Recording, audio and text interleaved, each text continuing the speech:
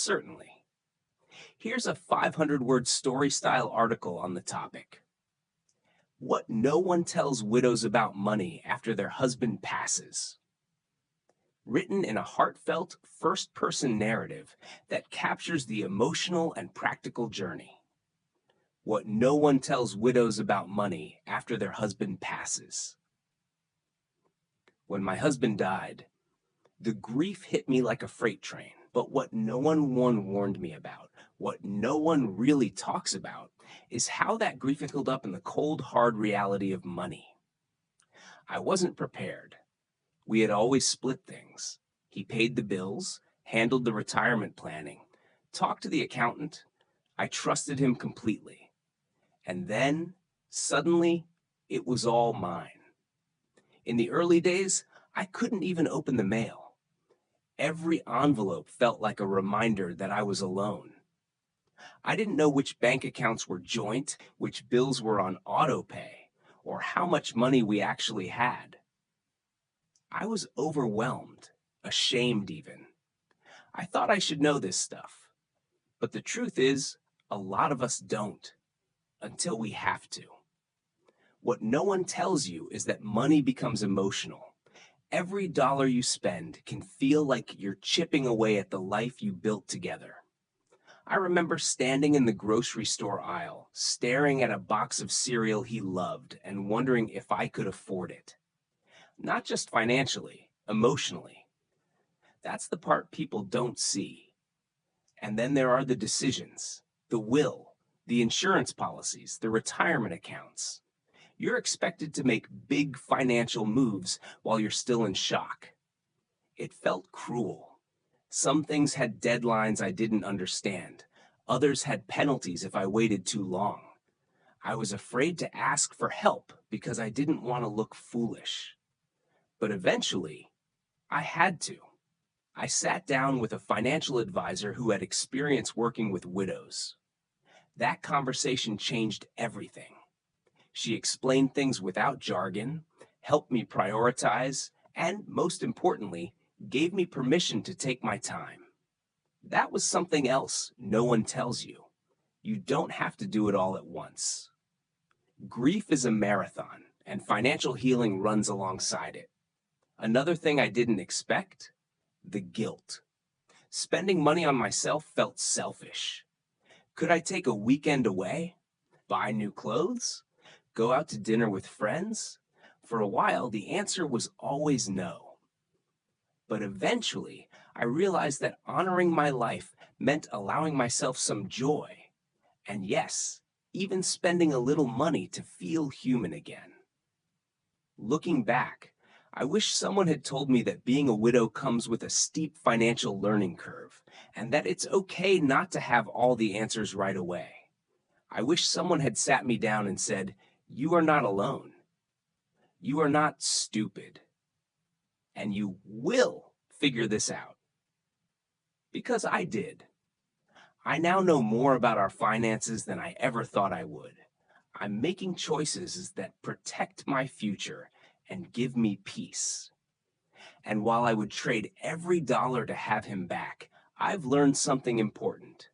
I am stronger and smarter than I ever gave myself credit for. Would you like to turn a few sentences from this story into a voiceover clip? I can help with that, of course. Here's an additional 500-word paragraph that continues the narrative, focusing on empowerment, rebuilding financial confidence, and the emotional journey of managing money alone after loss. Over time, I began to see my financial situation not as a crisis, but as a transition. In the beginning, everything felt reactive. I was just trying to stay afloat, answering letters, making payments, trying to avoid late fees. But gradually, as the fog of early grief started to lift, I realized I had a choice. I could remain stuck in fear and confusion, or I could reclaim a sense of control over my future. That's when I started taking small, deliberate steps. I organized all our paperwork, bank accounts, credit cards, loan documents, insurance policies into one binder. It sounds simple, but having it all in one place helped calm my mind. Then I created a basic budget, something I'd never done alone before. It felt empowering, even if it was just a spreadsheet scribbled on the back of an old notebook. I started tracking every dollar coming in and going out, not to restrict myself, but to understand my new reality. I cut some expenses that no longer served me and gave myself permission to keep the things that did. I also took a hard look at the long term. I met with a financial advisor again to talk about retirement, investment options, and whether I could stay in the house. These weren't just money conversations. They were decisions about what kind of life I wanted to build from here on out. What surprised me most was how emotional this financial awakening turned out to be. Money after loss isn't just about math, it's about identity. I wasn't just figuring out how to pay the bills, I was figuring out who I was without him. I had to ask myself questions I had never considered before. What do I want? What do I value? Where do I want to go next? For years, our financial life had been built around shared goals, retirement together, vacations, a dream kitchen renovation. Now, I had to create new goals on my own, and that was both terrifying and liberating. I also began talking more openly with other widows about money.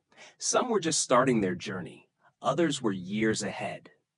But all of us carried stories of confusion, fear, and eventually, clarity.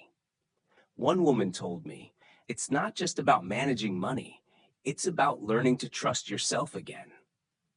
That stuck with me, because that's what this process is really about.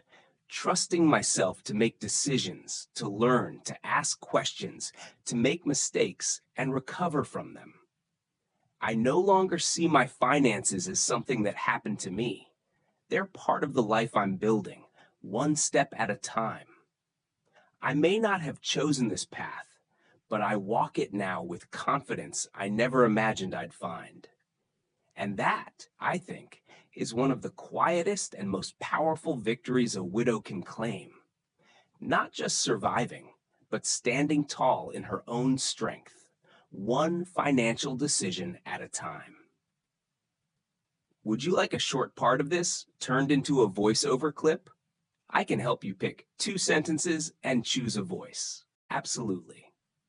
Here's an additional 200-word paragraph to deepen the story, focusing on the emotional growth that comes with financial independence after loss. One of the most unexpected gifts in this journey has been the confidence I've gained through facing the financial unknown. For so long, I defined myself by what I didn't know, what I wasn't taught, what I left to him, what I feared.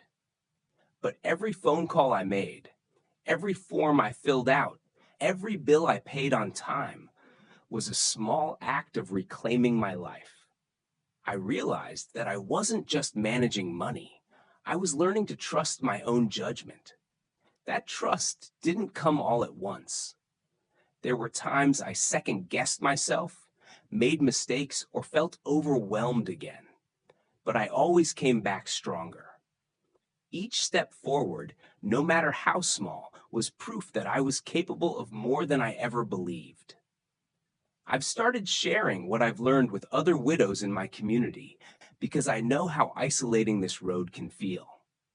If I can ease someone else's fear, even just a little, then my pain has served a purpose.